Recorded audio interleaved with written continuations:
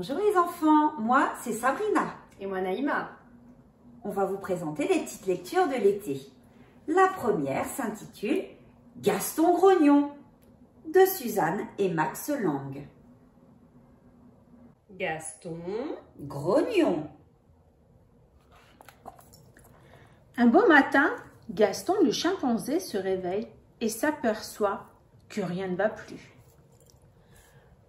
Le soleil est trop chaud, le ciel est trop bleu et les bananes sont trop sucrées. Gaston n'y comprend rien. Qu'est-ce qui se passe? Tu es peut-être grognon? Suggère son voisin Bernard. Je ne suis pas grognon. Proteste Gaston.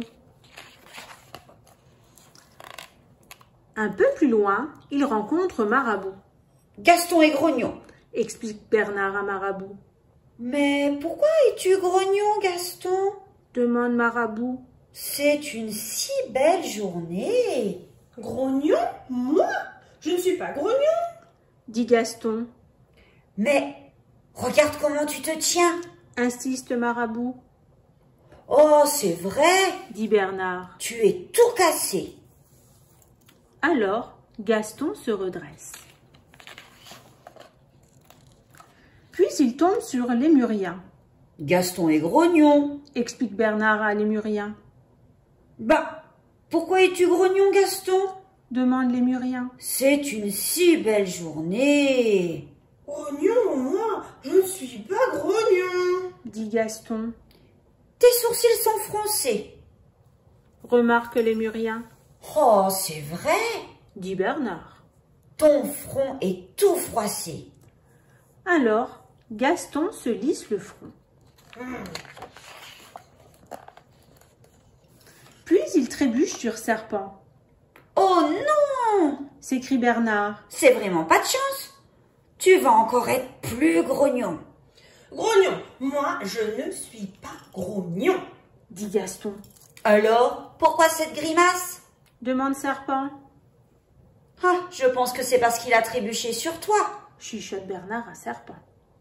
Hi. Alors Gaston fait un grand sourire.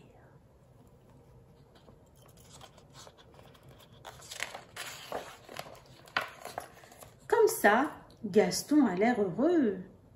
Mais au fond de lui, il n'est pas heureux.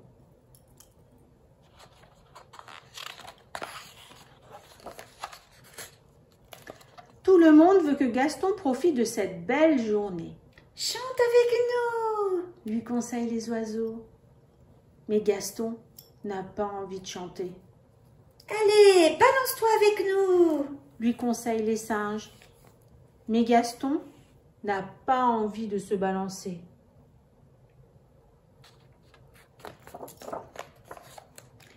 Alors fais des roulades avec nous. Lui conseillent les zèbres. Mais Gaston n'a pas envie de rouler. Fais la parade avec nous. Lui conseillent les paons. Mais Gaston n'a pas envie de parader. Allez, allonge-toi dans l'herbe. Et tape des pieds par terre.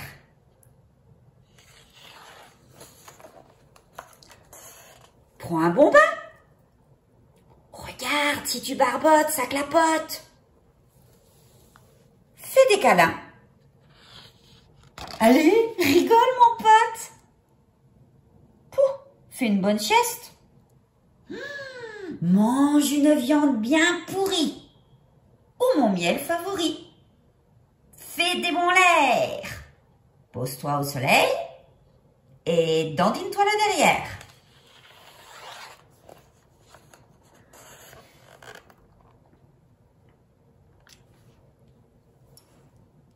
Mais Gaston n'a envie de rien. Pourquoi es-tu grognon, Gaston?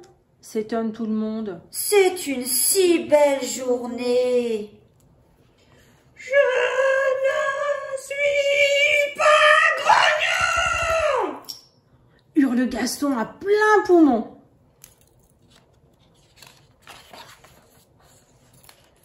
Et il part d'un air furieux.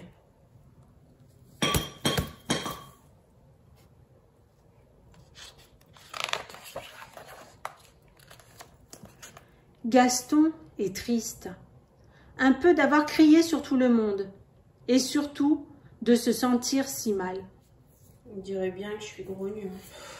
Soupire Gaston. Et alors qu'il a vraiment envie de pleurer,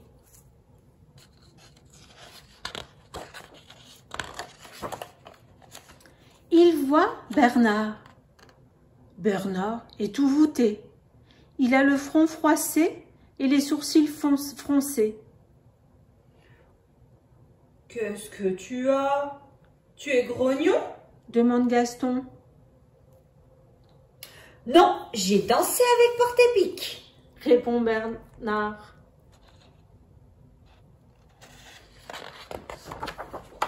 Est-ce que ça va? Demande Gaston. Ça fait mal, mais ça va sûrement passer. Dit Bernard. Oui, mais pour moi aussi, ça va sûrement passer. Pour l'instant, j'ai besoin d'être grognon. C'est une belle journée pour être grognon. Dit Bernard. Oh oui. Dit Gaston.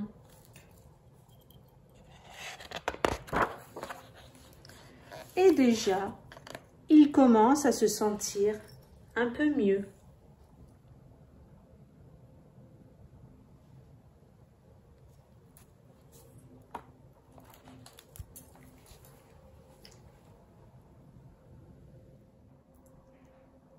Pour la deuxième histoire, on enchaîne avec Jules et le renard de Joe Todd Stanton.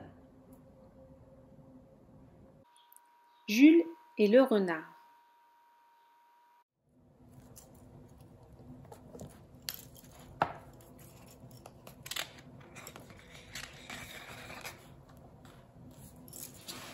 Jules vivait tout seul depuis très longtemps et il était heureux ainsi. Sur terre, tous les animaux cherchaient à le croquer et sous terre, tous les animaux l'empêchaient de passer.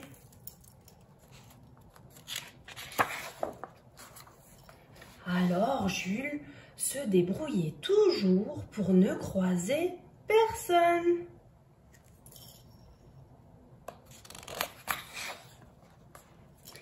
Il savait très bien comment éviter les lapins, les taupes et les blaireaux. Il savait où se cacher pour ne pas être repéré par la fermière et son chien. Il savait quelle branche attraper d'un bond pour échapper à la chouette vorace. Et rentrer chez lui sain et sauf.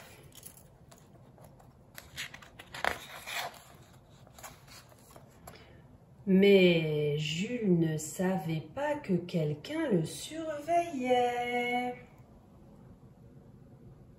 Ce soir-là, un renard rusé et malicieux s'approcha de chez Jules à petits pas feutrés. Et soudain, se jeta sur sa fenêtre et passa au travers. Le renard montra les dents, glapit et grogna. Mais il ne put atteindre Jules. Il était bel et bien coincé.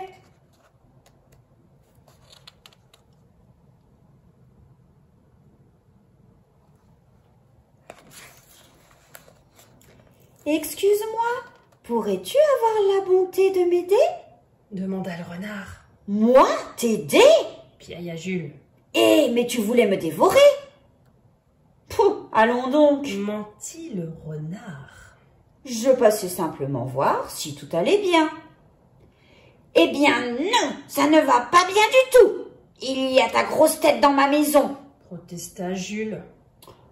Écoute, si tu veux m'aider à sortir de là, tu ne nous reverras plus jamais, moi et ma grosse tête. Promit le renard d'une voix suppliante.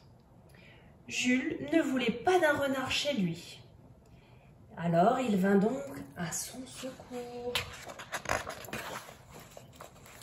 Jules tira le renard par la queue, poussa sur son museau, agrippa ses oreilles, mais il ne bougeait toujours pas.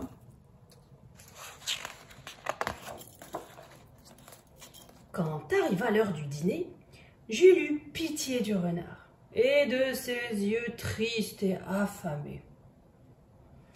Alors il partagea avec lui ce qu'il avait. Ils mangèrent et bavardèrent jusqu'au milieu de la nuit. Le renard trouva bien plus agréable de manger avec Jules que de manger Jules.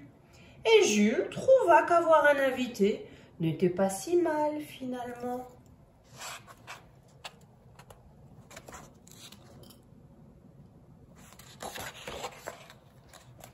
Le lendemain, Jules essaya une nouvelle technique.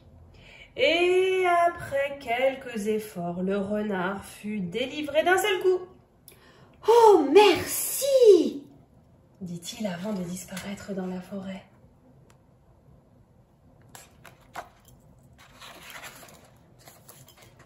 Alors Jules se retrouva tout seul.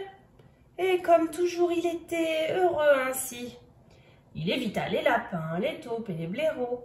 Il se cacha pour ne pas être repéré par la fermière et son chien.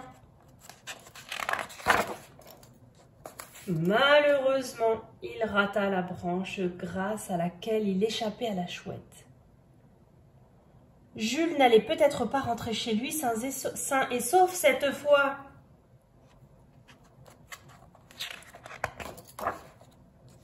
Mais Jules ne savait pas que quelqu'un le surveillait. Le renard rusé et malicieux s'approcha à pas feutrés et avala Jules tout rond.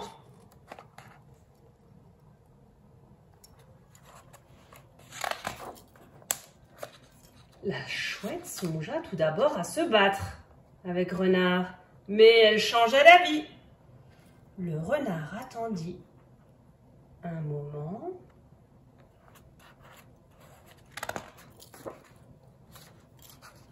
Et il ouvrit sa gueule en grand. Dit-il. Comment? Demanda Jules tout trempé. Oh, maintenant nous sommes quittes, Répéta le renard en souriant. Par la suite, Jules et le renard continuèrent à apprécier la solitude. Mais de temps en temps, Jules était très heureux d'inviter un ami à dîner.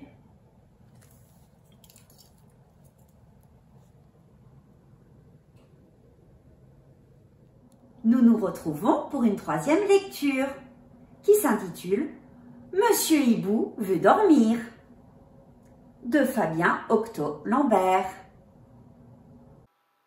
Monsieur Hibou veut dormir.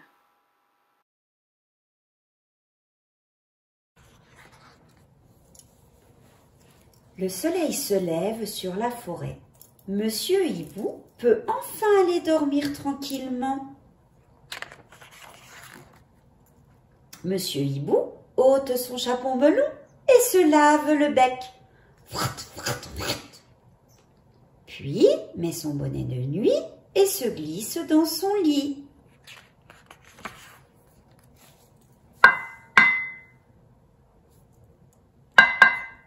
Oh, c'est quoi ce bruit?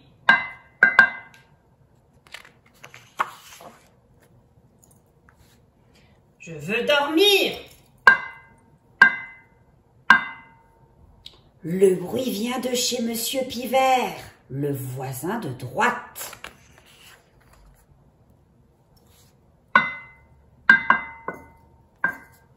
Monsieur Pivert fait des trous dans sa maison, il adore ça. Mais cela empêche Monsieur Hibou de dormir. Alors il doit trouver un moyen d'éloigner Monsieur Pivert pour la journée.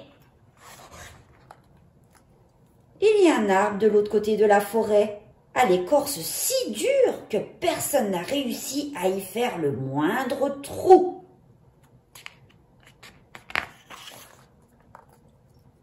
L'envie de faire le premier trou est si forte qu'il s'y rend tout de suite. Si personne n'a réussi, moi je vais le faire. Allez vous rendormir, Monsieur Hibou. Et voilà, plus de bruit. Monsieur Hibou bâille et se recouche au chaud dans son lit. Oh. Qu'est-ce que c'est qu'encore? Laissez-moi dormir. Cette fois, le bruit vient de chez Monsieur Écureuil, le voisin de gauche.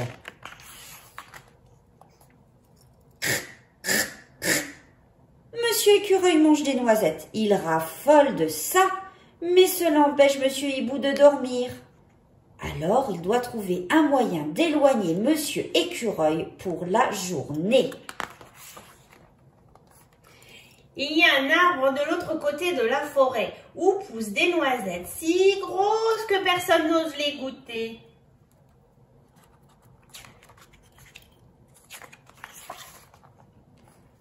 La gourmandise pousse Monsieur Écureuil à s'y rendre illico. Si personne n'a réussi, moi je vais le faire. Allez vous rendormir, Monsieur Hibou. C'est le silence. Monsieur Hibou replonge dans un sommeil bien mérité. Plouf, plouf, plouf. Mais je vais dormir. Plouf, plouf. Oh. Encore un bruit. Ça vient de chez Madame Grenouille, la voisine du bas. Plouf, plouf. Madame Grenouille s'entraîne à plonger. Elle est la meilleure pour ça.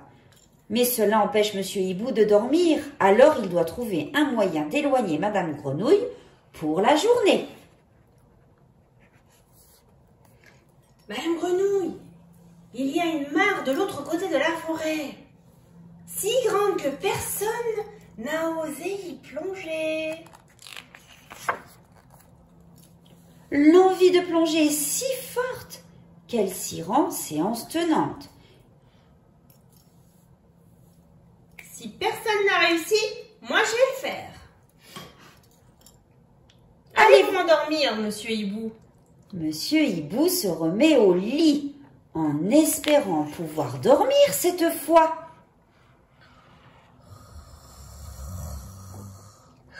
Dring, dring. Oh, pauvre Monsieur Hibou, son réveil sonne, c'est l'heure de se lever. Oh. Ouh, ouh, ouh. La nuit tombe sur la forêt. La plupart des animaux dorment. Monsieur Hibou, lui, commence ses activités. Ouh.